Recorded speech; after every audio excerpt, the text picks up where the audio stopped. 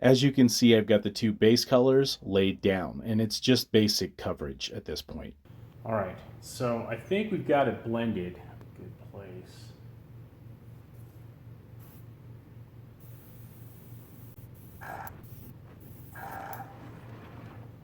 I'm going to start working on the eyes, but when I do that, I'm going to use a brush. I want to kind of be very careful. I've got those eyes already set in, and I don't want to do anything that's going to mess them up or cause me to have to use some harsh, chemical to remove paint or anything. I want it to, I want to protect them as much as I can.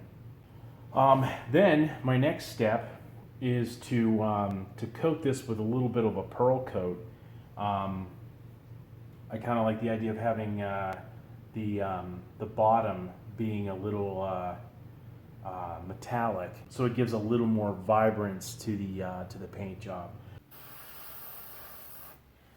Always make sure you're turning your sculpture around or your project around, because nothing worse than putting it on display and then finding a huge area where you fail to cover it in paint, and now it looks a little incomplete.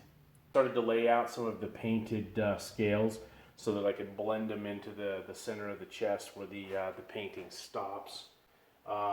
Right now I'm going to be using my airbrush to try to fade some of this a little better, because it's just kind of an abrupt start to the white.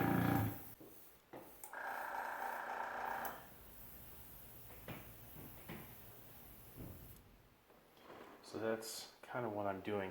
It is kind of beating up on there, and I think it's because of the glossy texture of the latex. But it gives me an opportunity to use the sponge and help pull it around. Kind of get inside here a little.